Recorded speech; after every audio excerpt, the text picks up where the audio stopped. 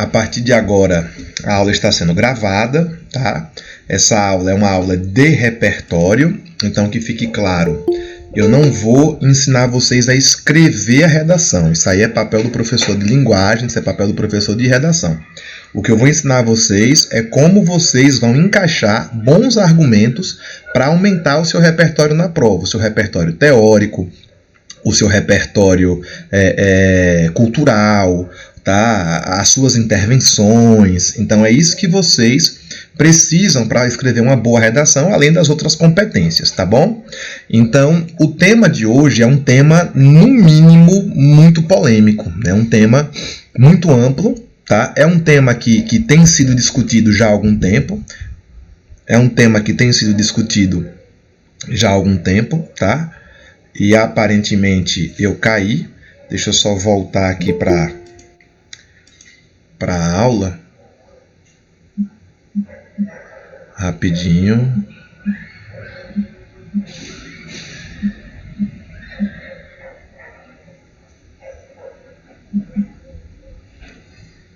RGSNOWN.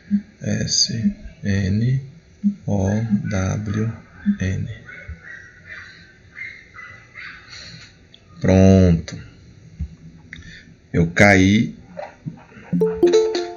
mas eu já voltei, tá? Vocês estão vendo minha tela, pessoal? Vocês estão vendo minha tela? Isso tudo vai para gravação, porque a gente aqui trabalha com autenticidade. Bom, acontece, né? Não, a pequena foi exilada. A pequena foi exilada, né? Eu exilei ela para casa da sogra, da minha sogra, no caso da avó, né? Ela tá lá com a avó. E aí eu exilei ela porque Lívia em casa, meu amigo, é complicado. Então, vamos retomar o raciocínio, né? O tema de hoje é um tema muito complexo, é um tema muito amplo, é um tema muito, muito polêmico, tá? Que envolve muitas coisas, até porque é um tema que envolve direitos, né? E lembrando, se é direito de um, é dever do outro, tá? Então, nós, enquanto cidadãos, né, e a nossa cidadania ela é universal, ou seja, homens, mulheres, negros, gays, trans, sendo cidadão brasileiro, você tem direito, né, garantido pela Constituição Federal de 88. E aí, por que é um tema muito polêmico? Porque é um tema que envolve uma discussão também relacionada a discurso de ódio. Tá? E aí eu vou fazer uma provocação com vocês. Eu gosto de fazer provocações, eu sou um professor muito provocador. E eu gostaria que depois da provocação a gente debatesse, tá? Essa nota aqui também. Puta que o pariu, tá muito puto, brother. Oi, Murilo. O mundo tá muito chato, né? Puta que o pariu. O que aconteceu? O que aconteceu que eu tava passando lá embaixo foi elogiar a menina da recepção, fazer a gentileza e falei, porra, que desperdício essa raba aí atrás do balcão, escondida aí ela. Nossa, que machismo. Porra, eu sou machista agora? Vai tomar no cu, ela chamou de segurança. O Murilo foi uma atitude muito machista. Na moral, agora eu sou machista. Falando isso pra mulher, né? Pra mulher a gente é tudo machismo, tudo. Pô, pra nem mais elogiar, pra nem mais brincar que mulher hoje eu acho que é machismo. Murilo, olha só, eu sou homem e eu achei isso bem machista. Tu é homem? Tu não é homem. Não, então, eu sou gay, mas eu continuo sendo homem. É homem que dá o bumbum pra outro homem. Tem que escolher, pô. Murilo, você foi bem ofensivo. Eu estou brincando com um amigo meu. Cara, meu brother, viado, mas é meu amigo. Gente, tá muito chato mesmo. Podem fazer piada de viado, piada de mulher, o que sobra? Piada de bicho? Porra, são pior que a macaca da empregada. Cara, não, você não falou isso. O quê?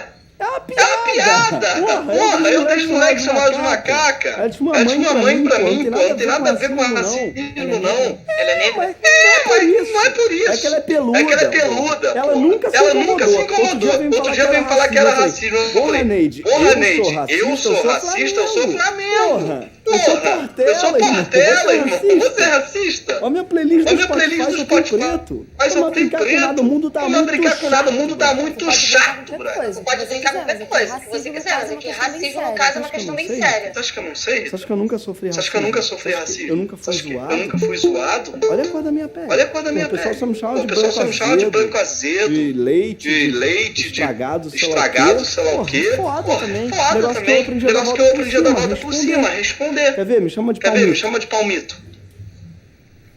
O palmito? Porque meu pau é um mito? Entendeu? Essa é a diferença. A vida me dá um limão, eu faço uma limonada. Então brincou comigo, eu brinco de volta. Não sabe brincar? Não desce pro play.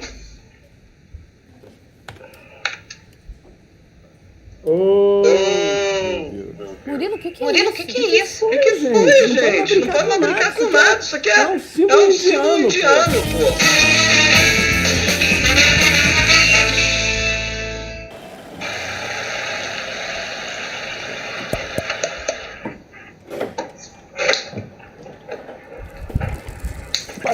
É a parte deficiente. Parar em fila dupla de fora, pô. Isso aqui é uma piada que eu tô fazendo. Eu não sou deficiente. Eu paro o carro na vaga de deficiente. É sarcasmo. Humor inglês. Pesquisa, irmão. Bom,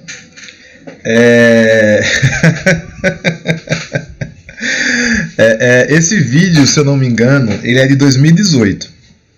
Tá? Se eu não me engano, me permitam aí essa possibilidade do erro. Ele é de 2018 e era de uma época em que estava se discutindo muito essa coisa da liberdade de expressão e do discurso de ódio e dos limites do humor, sobre o que eu posso brincar, sobre o que eu não posso e assim por diante, tá? Eu gosto de ser um professor bem pragmático. Quem me conhece sabe que eu, quando dou aula, quando eu estou trabalhando, eu me atenho muito a dados, muito a fatos, lei, teórico. Eu sou uma pessoa até às vezes muito chata, porque eu penso isso. Não, o que você pensa não é o que está na lei, A lei é isso e etc. Não, porque eu acho isso desse autor. Não, o que você acha não é o que o autor diz, tá? Aí eu não concordo com ele. Você pode não concordar, mas você tem que entender o cara, tá? Então, vamos começar. Eu acho que uma boa forma de você começar a sua redação, com a introdução sobre liberdade de expressão, é cite a lei. Traga a lei para você, traga a Constituição debaixo do braço. No futebol, para quem gosta de futebol, para quem gosta de esporte, para ser mais exato, futebol incluso, diz o seguinte: fulano jogou com regulamento debaixo do braço. Joga com regulamento debaixo do braço, tá? E o que é que significa isso? Traz a Constituição para o seu lado. E no artigo 220, a Constituição diz: a manifestação do pensamento, criação, a expressão e a informação, sob qualquer forma, processo ou veículo, não sofrerão qualquer restrição, observado o disposto nessa Constituição. Ou seja, as pessoas elas são livres para expressar suas opiniões. A Constituição garante isso. Mas, Paulo, se o cara expressar uma opinião babaca, não tem problema nenhum. Ser babaca não é crime. Tá? Não tem problema nenhum. Ser babaca não é crime. Mas se ele for racista, aí tem problema. Por que tem problema? Porque racismo é crime. E se ele for homofóbico? Aí tem problema. Porque homofobia é crime. Tá, e quem é que vai determinar o que é ofensivo e o que não é? E isso é uma coisa muito vasta, isso é uma coisa muito ampla, Por exemplo, certa vez eu debatendo em sala sobre aborto e etc e tal, e eu disse, gente, eu nem expressei minha opinião sobre aborto, eu só falei o seguinte: eu acho que é um tema muito complexo para ser debatido apenas com frases e máximas, do tipo meu útero, minhas regras.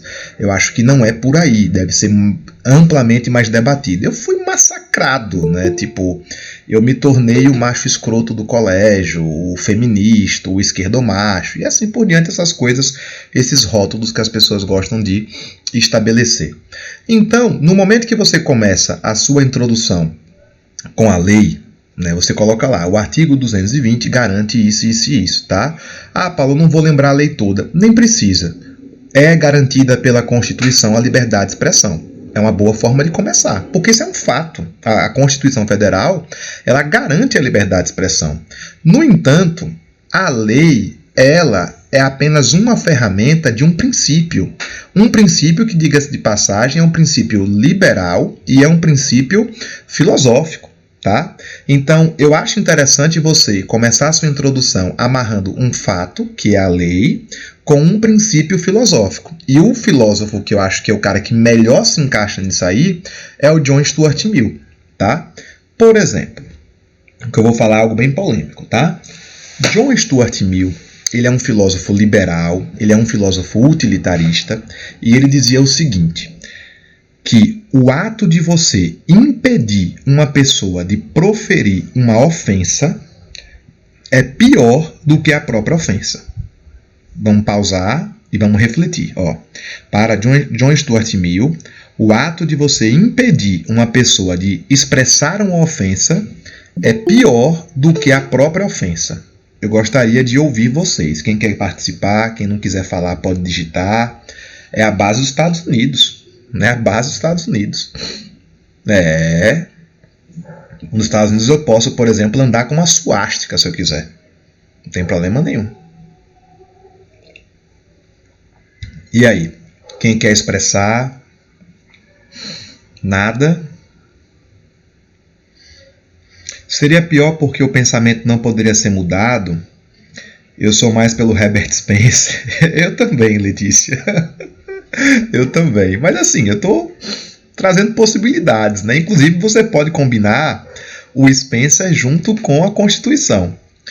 Tá? Então, vou repetir. Para John Stuart Mill, o ato de você impedir alguém de proferir uma ofensa é pior do que a própria ofensa. Tá? Mas, Paulo, e aí? Eu vou permitir que todo mundo xingue todo mundo? Aí o discurso de ódio, e o racismo, e etc. Bom, aí vai para a continuação da teoria. Porque qual é o mal das pessoas? As pessoas elas só leem os filósofos e os autores até onde convém. Tá? Tipo, ela lê só o primeiro parágrafo, porque é o primeiro parágrafo que ela quer exato, ela quer pegar só o que lhe interessa, né? Porque nesse mesmo livro, John Stuart Mill, ele diz o seguinte: no entanto, o indivíduo deve ser responsabilizado pelo dano que ele causa. Ou seja, você é livre para expressar uma opinião, mas se essa opinião provocar um dano, você deve responsabilizar-se por isso. Pois é. Mas, Paulo, e aí? Quem é que vai dizer o que foi dano e o que não foi dano? Os afetados. Aquele indivíduo que foi prejudicado. O que foi o prejudicado que vai que recorra à justiça, tá? E processe. Tá? E processe. Então, o nome desse princípio é o princípio do dano. Princípio do dano. O que é o princípio do dano? O princípio do dano, ele defende que a liberdade de um indivíduo deve ser limitada a não ser prejudicial a outros indivíduos. Beleza? A liberdade do indivíduo ela deve ser limitada a não ser prejudicial a outros indivíduos. Paulo, não consigo entender isso. Entende sim, entende que a gente pratica isso quase todo dia. Quando a gente fala, por exemplo, uma coisa do tipo, o seu direito termina onde o meu... Completem, por favor. O seu direito termina onde o meu começa. Exatamente. Tá? Então, na minha visão, é uma boa forma de começar a redação. Porque você tem a lei do seu lado e você tem um princípio filosófico. Tá? A lei artigo 220 e o princípio filosófico que você tem do seu lado é exatamente o princípio utilitarista de John Stuart Mill. Tá? Bom, lembre-se que você não deve escrever sua redação toda na introdução. Sua introdução vai ter 5, 6 linhas no máximo. No máximo. Então, a introdução você vai apresentar apenas a sua linha de raciocínio. Tá? Onde é que você vai desenvolver seus argumentos? No desenvolvimento. É lá que você vai desenvolver seus argumentos. Tá? Então, é no desenvolvimento que você vai traçar um painel daquilo que você defende, daquilo que você acredita. Tá? E lembrando, você tem que trazer gente boa para o seu lado. Gente forte. Por quê? Porque vocês não são ninguém, pessoal. Ah, eu acho isso, eu penso aquilo. Não. Você fez pesquisa sobre isso? Você tem alguma publicação sobre isso? Você é alguma autoridade nesse assunto? Pois é, não pode, entendeu?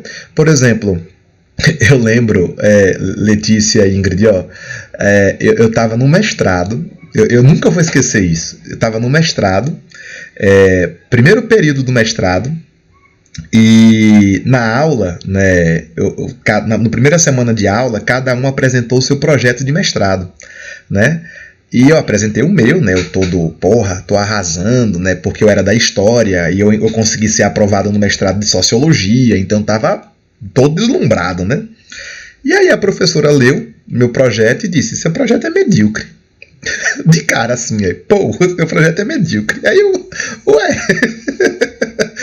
a professora, você escreveu isso baseado em quem?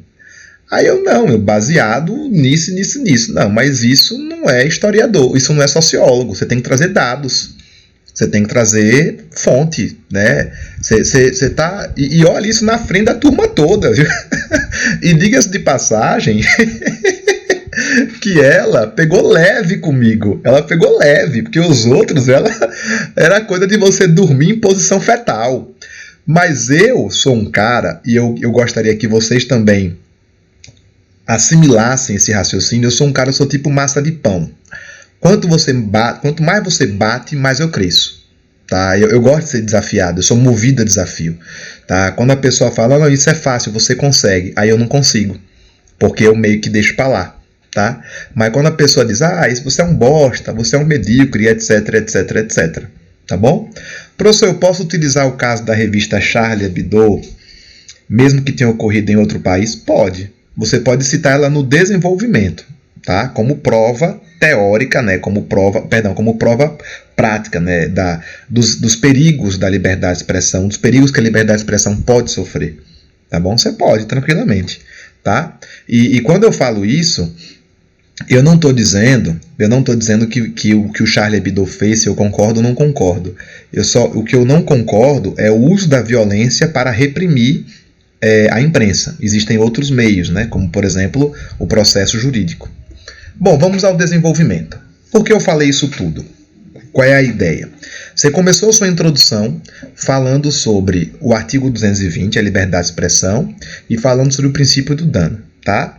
E por quê? Aí o que você pode falar? O que é que viria como argumento contra você? Né? Imagine você numa conversa de amigos, numa roda de amigos, o que é que viria? Mas eu não posso me responsabilizar porque fulano pegou o que eu falei e bateu em Beltrano. Eu não posso me responsabilizar.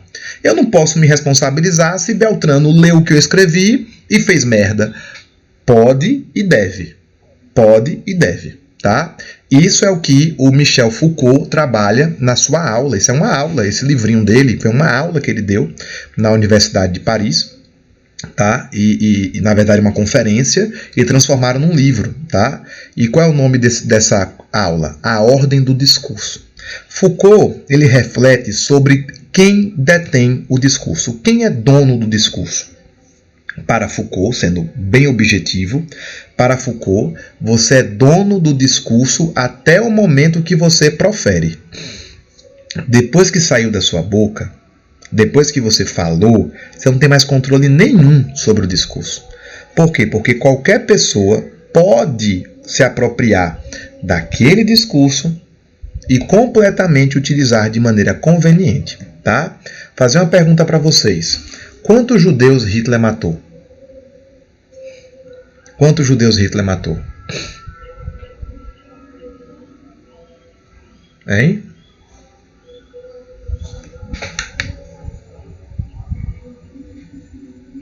Nenhum. Ele não matou nenhum. Tá? Agora, o discurso que ele proferiu contribuiu para que um país criasse uma política de Estado para exterminar uma geração inteira de pessoas. Tá? Então, para Foucault, o discurso não é simplesmente aquilo que traduz as lutas ou sistemas de dominação, mas aquilo pelo que se luta, o poder do qual nós queremos apoderar. Beleza? Então, dessa maneira, no momento em que você está trabalhando um determinado discurso, no momento em que você está discutindo uma determinada ideia, você é responsável também pelos efeitos que aquela ideia pode provocar. Por exemplo, eu sou professor. Eu tenho uma responsabilidade sobre minhas costas terrível. Por quê? Porque eu tenho um público cativo cotidiano, e se eu, por exemplo, convencer determinadas pessoas que promover violência contra determinadas pessoas, eu sou punido. Eu vou dar um exemplo. Vocês já assistiram um filme chamado A Onda? Tem no Netflix, de Vele. Já assistiram? Não sei se vocês sabem, mas aquele filme ele é inspirado numa história real. Um professor, na cidade de Palo Alto, na Califórnia, nos Estados Unidos, ele fez uma experiência onde ele fez uma simulação de um regime fascista na escola.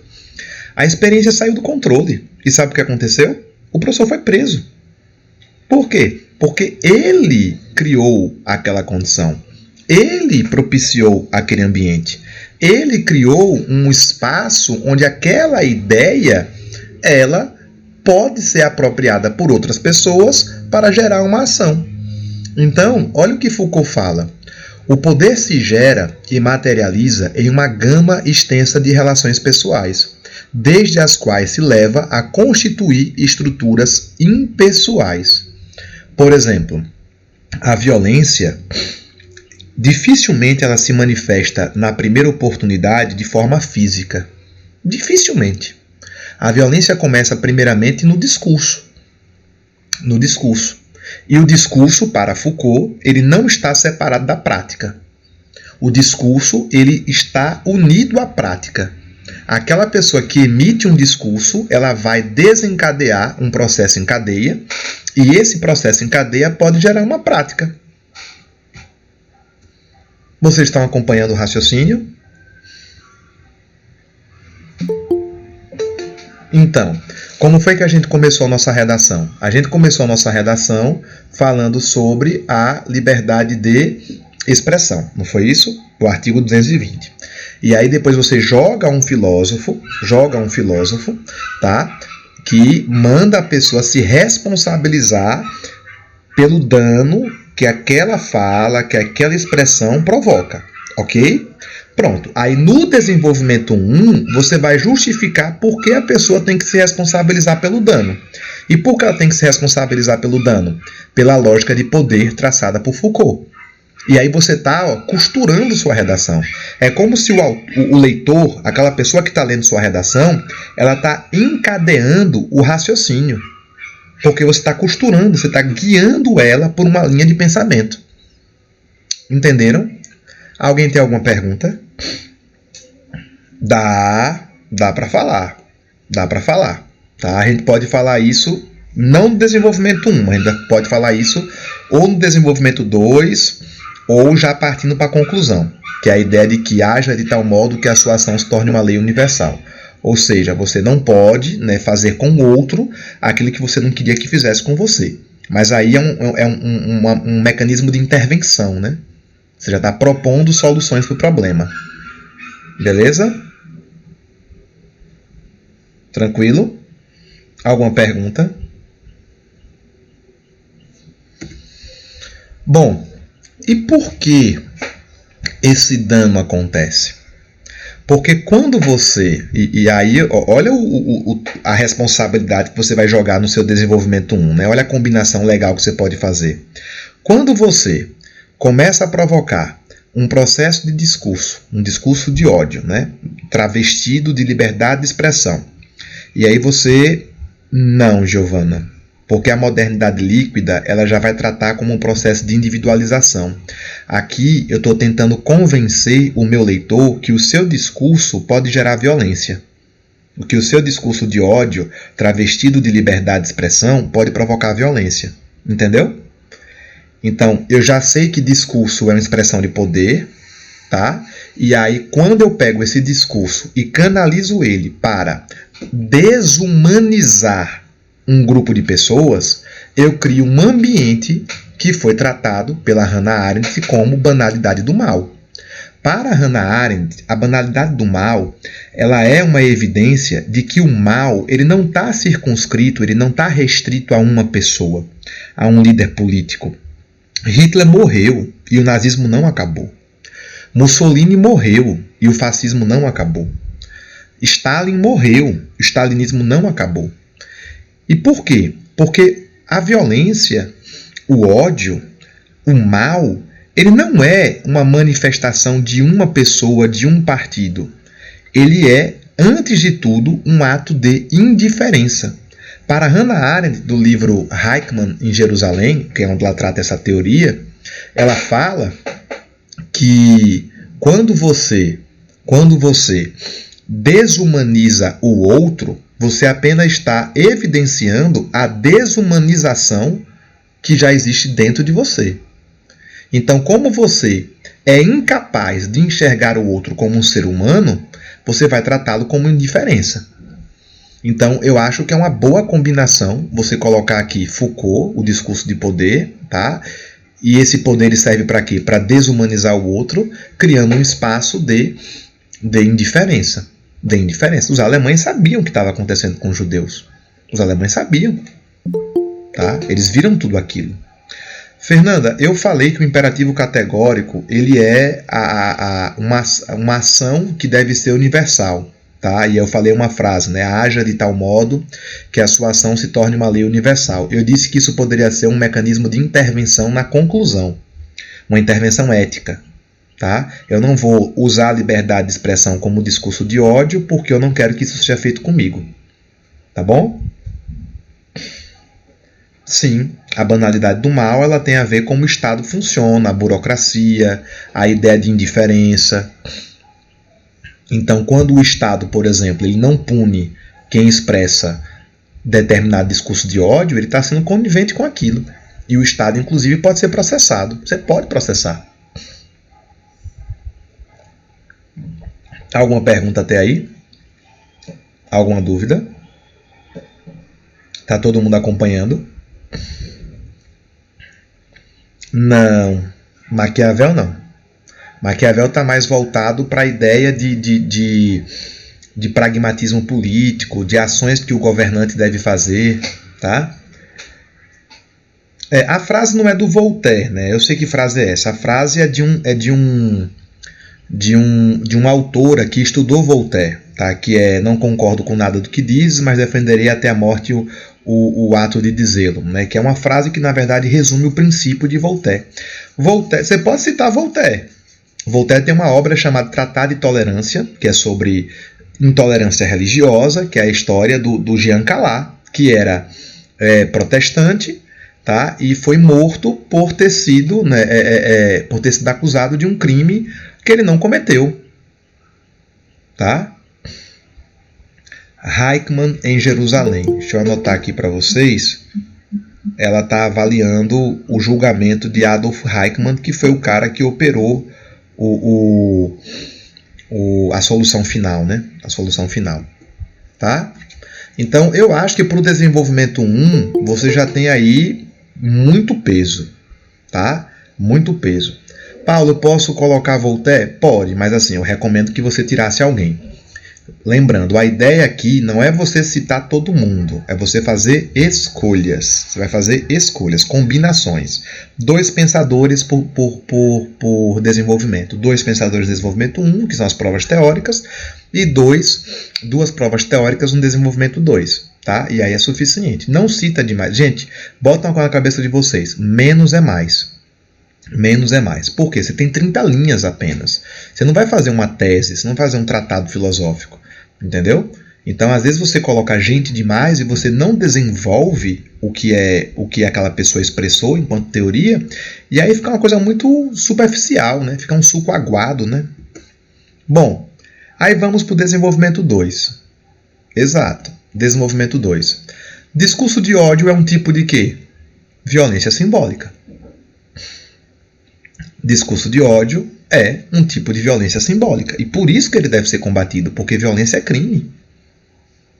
Tá? Então, você pode trazer o Pierre Bourdieu no parágrafo de desenvolvimento 2. Você pode trazer tranquilamente. Tá? Eu acho que é até uma boa citar o Pierre Bourdieu. Olha o que o Pierre Bourdieu fala. Para Bourdieu, uma relação desigual de poder comporta uma aceitação dos grupos dominados, não sendo necessariamente uma aceitação consciente e deliberada, mas principalmente de submissão pré-reflexiva. Determinados grupos eles estão submetidos por tanto tempo a discurso de ódio que eles acabam naturalizando a sua condição. Naturalizando entre aspas, tipo, a pessoa que é preta, a pessoa que é gay, as mulheres, e essa obra, né, que é Dominação Masculina, que é quando ele vai trazer essa teoria da violência simbólica, que ele já tinha expressado no Poder Simbólico. Você agrega uma série de características negativas e a pessoa acaba assimilando aquilo. É uma evidência de uma violência que aquela pessoa está sofrendo. Tá? A pessoa está sofrendo. Beleza? Alguma pergunta até aí? E essas violências que são cometidas nada mais são do que exemplos de estigmas. A violência simbólica é uma violência moral. É uma violência moral. Tá? Você vai agregando uma série de coisas ruins à pessoa, e essas coisas ruins elas acabam sendo assimiladas e a pessoa acaba se sujeitando àquilo de maneira inconsciente. Ela começa a pensar que ela não tem de fato direito. Por exemplo, quando você cria uma sociedade como a brasileira, que tudo que é negro é ruim, lista negra, magia negra, gato negro, peste negra, e aí você chama uma criança de negro, ela vai pensar que ser negro é o quê? Coisa boa? Entendeu? Isso é violência simbólica. Quando você fala, isso aí é coisa de mulherzinha, isso é coisa de viado. Tá? Eu estou falando viado porque os homofóbicos não falam homoafetivos. Eles chamam viado. Então é um demérito. Tá? É um demérito. E isso é um tipo de estigma. Então eu acho que a combinação violência simbólica com estigma do Goffman, ela é uma boa. Tá? Ela é uma boa. Paulo, todo mundo vai citar o Goffman, todo mundo vai citar o estigma de Goffman. Eu posso usar um outro conceito? Pode. Você pode usar o conceito do Howard Becker, que é da Escola de Chicago, tá? Que é da Escola de Chicago, beleza? E o Howard Becker, ele tem um conceito chamado etiqueta social. Etiqueta social ou rótulo, né? Ou rótulo, a teoria do rótulo. Mas aqui não é em relação ao indivíduo, é em relação à região. Por exemplo, o indivíduo ele é rotulado, etiquetado a partir da região que ele vive. Tipo, favelado, periférico, suburbano, nordestino. Tá? Já o conceito de estigma de Goffman, eu estou atribuindo condições negativas ao indivíduo e não à região. Você é preto, você é gay. São possibilidades. Agora, gente, por favor, se você vai usar Goffman, você não pode usar o Becker. Se você vai usar Becker, você não vai usar Goffman. Você tem que escolher, tá, quem você vai usar. Beleza? A questão de escolhas, que é a parte mais difícil aí para vocês. Saber o que escolher, saber o que encaixar, como encaixar, tá? Não é viagem não, Laura. Preconceito linguístico existe e existe muito. Eu mesmo sofri bastante preconceito linguístico quando eu estava no doutorado no Rio. Tá? O pessoal pegava muito no meu pé, muito, não era pouco não, né? Eu era chamado de Paraíba, né? Já começava daí. E o pessoal dizia, não, o que você está falando é um português errado, né? Porque eu falava tio, tia, que é a forma que eu falo, né? Eu fui obeso, né? E ser obeso lhe dá algumas vantagens. E eu sofri bullying, muito bullying na infância. Então eu aprendi meio que a me virar em relação sobre isso. Então quando o pessoal pegava no meu pé com o meu sotaque, eu devolvia.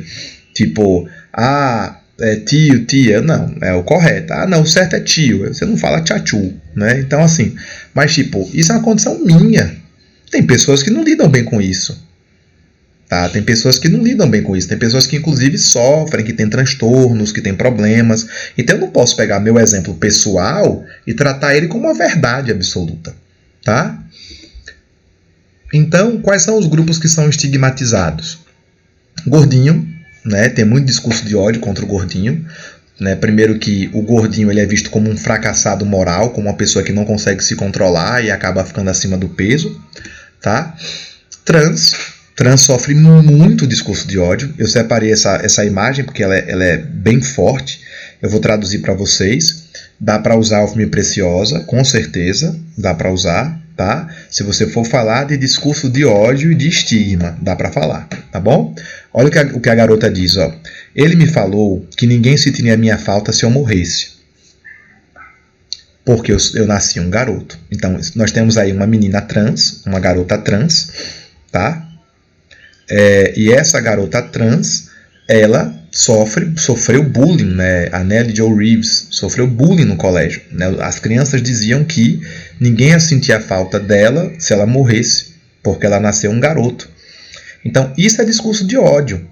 Isso gera um sistema de banalidade do mal, e esse discurso de ódio, quando pulverizado, ele pode trazer problemas.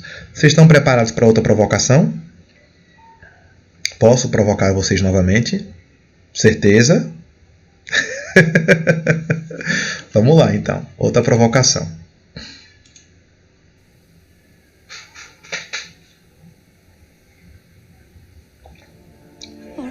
Oh, John, give me a soft word. Abby, I may think of you softly from time to time, but I will cut off my hand before I reach for you again. We never touched. But we did.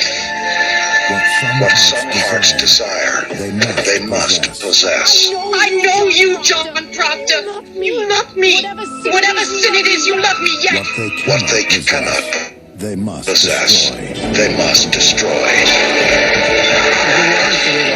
There's a warrant for your wife. For what crime? For what proof? Who charged her? Well, Abigail Williams charged her. Abigail wants me dead, John. This guy is false! You have words against my wife. It will be the end of you. I am but God's angel. He would condemn Elizabeth. She would be condemned.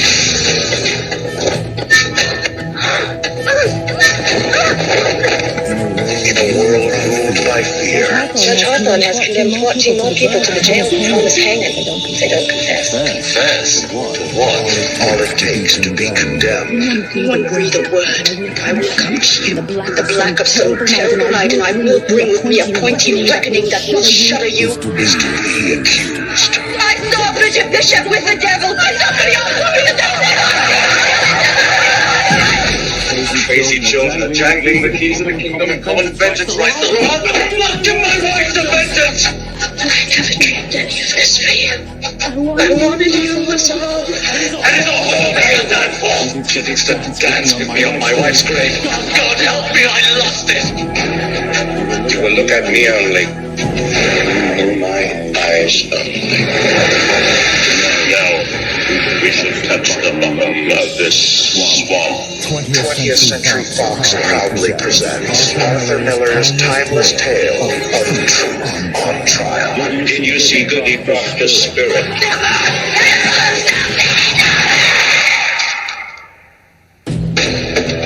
The Crucible. I have given you my soul. Leave me my name! Directed by Nicholas Heitner. Screenplay by Arthur Miller. Conhecem? Já ouviram falar nessa história? História famosa, muito famosa, que infelizmente a gente não aprendeu praticamente nada, né, com isso. Essa é uma história verídica, isso aconteceu nos Estados Unidos, tá? O julgamento das bruxas de Salem, tá? Eu vou contar o que aconteceu para vocês terem uma ideia do tamanho do problema. O julgamento da bruxa de Salem refere-se a uma série de audiências e processos de pessoas acusadas de bruxaria em Massachusetts colonial, entre fevereiro de 1692 e maio de 1693. Mais de 200 pessoas foram acusadas. 30 foram considerados culpados, dos quais 19 foram executados por enforcamento, 14 mulheres e 5 homens. Um outro homem, Gilles Corey, foi pressionado à morte, né, colocaram uma pedra em cima dele, até ele confessar, e como ele não confessou, ele acabou morrendo esmagado. Tá? Qual é o problema de discurso de ódio? É porque o discurso de ódio ele tem hoje um espaço muito grande dentro das redes sociais. E esse discurso de ódio, quando posto nas redes sociais, ele gera o quê? Linchamento. Tá? Linchamento. Linchamento é uma coisa muito complicada de lidar, porque você não tem exatamente como combater e você também não tem como se defender, né? Uma vez que você é alvo de linchamento, você acaba não sabendo nem como reagir. É a tal cultura do cancelamento, né? Eu acho engraçado porque a criação da cultura do cancelamento foi feita pela esquerda, né? A esquerda que eu chamo de esquerda cirandeira, que é aquela esquerda que diz mais amor por favor, que reverencia o sol, que vamos perdoar e etc e tal, mas é a mesma esquerda que fala em cultura do cancelamento. Quando você cancela alguém, você espera que essa pessoa ela faça o quê? Que ela se mate? É isso que você quer? Que você quer levar a pessoa ao suicídio? É essa a ideia? E o direito ao contraditório? Né? E o direito à opinião? A defesa, né? Dá para citar sim os programas de reality, mas na verdade a gente está aqui mais falando da ideia do linchamento provocado pelo discurso de ódio. Cuidado para que você não expanda demais e a coisa acabe saindo do controle. Vamos canalizar. Bom, linchamento. O cara que mais entende linchamento no Brasil é esse senhor aí, o professor José de Souza Martins, e ele diz o seguinte: o linchamento é uma modalidade de violência coletiva de multidão socialmente autodefensiva. O linchador lincha em defesa da sociedade que ele julga ameaçada. Todo linchador se sente defensor da moral e das virtudes. Todo, é unânime isso. Os linchadores eles sempre se colocam como detentores do monopólio das virtudes, como se eles fossem moralmente superior ao outro e, consequentemente, ele se vale dessa posição para linchar a outra pessoa, que canaliza-se assim na outra pessoa todos os males da humanidade. Bom, de acordo com o estudo da Unicamp, já se tem um estudo sobre a ideia de linchamento virtual, né, que tem acontecido bastante, tá? Quem está em Aracaju deve ter acompanhado aí os processos resultantes do Exposed Aju, né? De repente todos os professores de Aracaju viraram tarados, né? Todos viraram pedófilos, todos foram denunciados, e isso gera um processo de transtorno descomunal, né? Porque claro que há assédio, e ninguém está discutindo essa coisa de haver ou não assédio, claro que existe, né? Mas quando você coloca todos no mesmo pacote, você pode acabar cometendo injustiças, inclusive você pode prejudicar as pessoas que de fato sofreram assédio. Bom, Constituição Federal, olha que coisa linda, ó. São invioláveis a intimidade, a vida privada, a honra, a imagem das pessoas, assegurado o direito à indenização pelo dano material ou moral decorrente de sua violação. Gente, exposição pública é crime. Você não pode expor uma pessoa publicamente sem apresentar provas. E quem acusa, cabe a quem acusa o ônus da prova. Quando você faz uma exposição pública, você pode ser processado por calúnia e por difamação, no mínimo por injúria. No caso de calúnia, leva a 1 a 3 anos de reclusão, né? Fora os danos materiais. E por que as pessoas elas são movidas a isso? Porque de repente aparece um monte de gente querendo linchar. Pelo tal comportamento de manada, né? O comportamento de manada. Comportamento de manada é um comportamento pré-histórico, nós temos esse comportamento, o ser humano age em forma de manada, tá? E é um comportamento que já foi estudado por várias pessoas, beleza? Inclusive pelo Freud. Freud, ele escreveu um livro chamado Psicologia das Massas e Análise do Eu, e nessa obra Freud defende que quando estamos em massa, quando estamos imersos no coletivo, os nossos ímpetos eles são flexibilizados. Ou seja, os nossos limites eles são flexibilizados.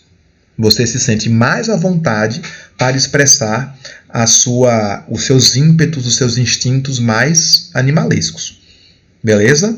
Então, esse comportamento de manada, ele explica o ato de linchamento, e é por isso que a pessoa que profere o discurso de ódio, ela é responsável por aquilo que ela causa. Então, se você mobiliza um grupo de pessoas para linchar uma outra pessoa, você pode sim ser processado. Tá? Já falei sobre isso. Vou dar um exemplo de como você pode estimular isso. O marginalzinho amarrado ao poste era tão inocente que, em vez de prestar queixa contra os seus agressores, ele preferiu fugir antes que ele mesmo acabasse preso. É que a ficha do sujeito está mais suja do que pau de galinheiro. Num país que ostenta incríveis 26 assassinatos a cada 100 mil habitantes, ativa mais de 80% de inquéritos de homicídio, de homicídio e sofre de violência endêmica, a atitude dos vingadores é até compreensível.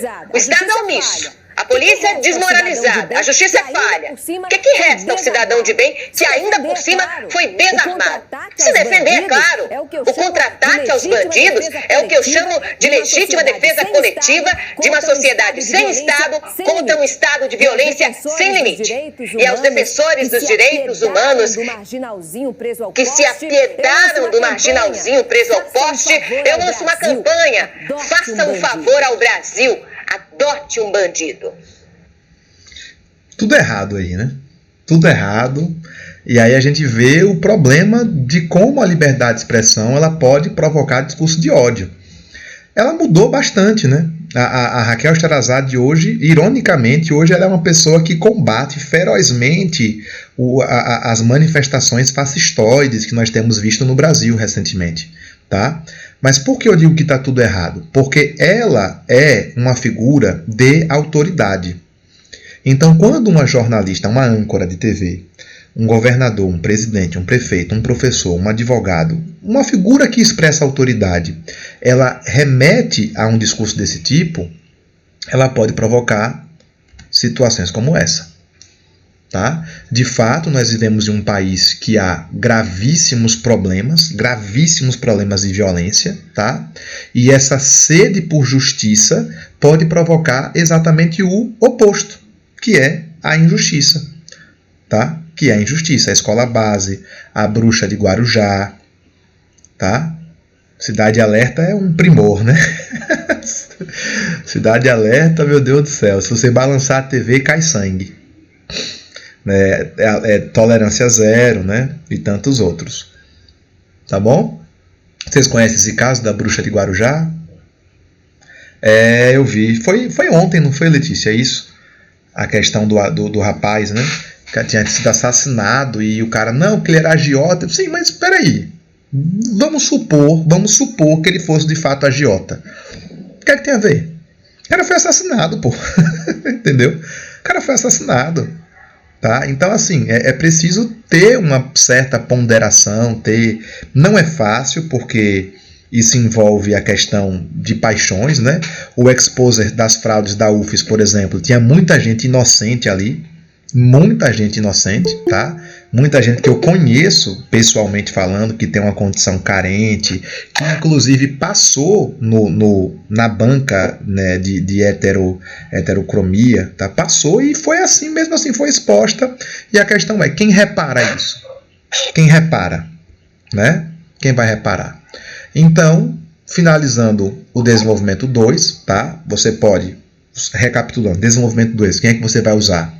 Violência simbólica, do Pierre Bourdieu. Aí você pode usar estigma social ou teoria da etiqueta social, um dos dois, tá? E você vai finalizar o seu desenvolvimento 2 com a questão do linchamento, porque são os perigos que o discurso de ódio pode provocar. Beleza? E aí vem a conclusão. Na conclusão, você é obrigado a trazer algumas propostas interventivas. Nós temos algumas, tá? Por exemplo, a ONU, ela lançou um movimento chamado Movimento contra o Discurso de Ódio, o No Hate Speech, tá? Que é uma campanha online para criar contranarrativas, né, que combatem o discurso de ódio. Por exemplo, se você tem aí a questão do antissemitismo, você tem que criar, né, páginas, textos, né, que criem campanhas para combater o antissemitismo, para combater o racismo, entre outras coisas. Tá? Você tem também, né, aqui são as contranarrativas, né, que eu já falei para vocês.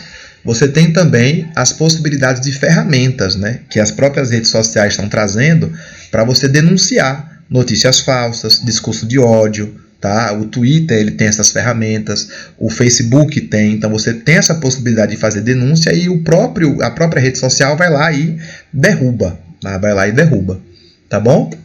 Você tem, por exemplo, ações da sociedade civil, como, por exemplo, o Sleep Giants. Não sei se vocês viram o Sleep Giants BR. É um movimento internacional, mas já chegou aqui no Brasil, que é denunciar, né, páginas que são financiadas por empresas para páginas que promovem discurso de ódio e são denunciadas por empresas. Então o Sleep Giant vai lá e diz, olha, você está financiando uma página que provoca discurso de ódio, você está financiando uma página que provoca, né, fake news.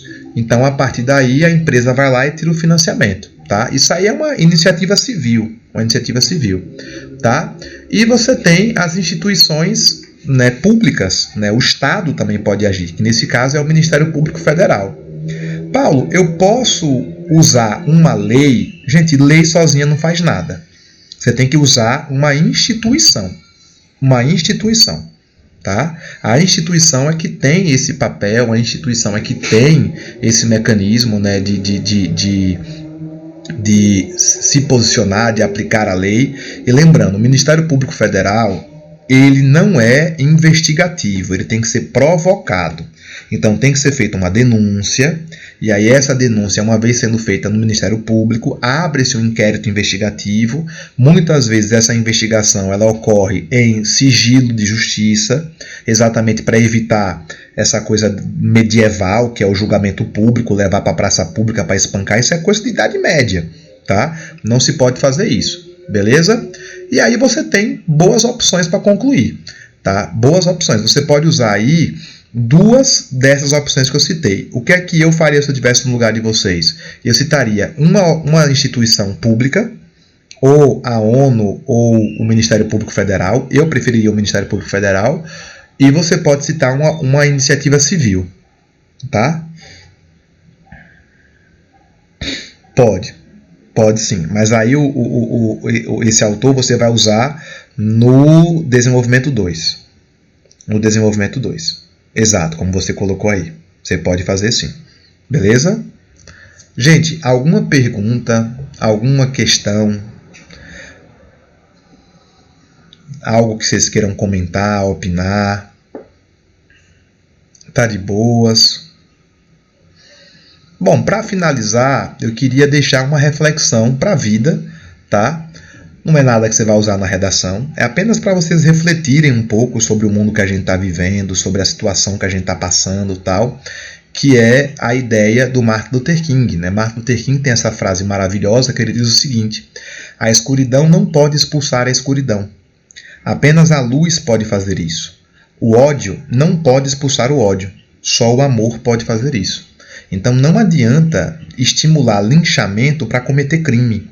Quando 10 pessoas lincham um criminoso, você não tem um criminoso sendo punido, você tem 10 criminosos saindo impunes. Tá? O material está assim no Classroom, viu? Muito obrigado, Luiz, pela colocação. Então é preciso entender que há justiça e há vingança. Tá? Justiça e justiceiro são coisas diferentes. Tá bom? Então, se você se comporta como um criminoso se comportaria, você não está fazendo justiça. Tá? Fica assim a reflexão. Eu espero que todos vocês tenham gostado. Tá? Caso ficou alguma coisa em aberto, alguma coisa que vocês não concordem, fiquem à vontade, tá bom? E é isso, tá bom? Muito obrigado pela atenção. Eu vou finalizar aqui a gravação agora, tá?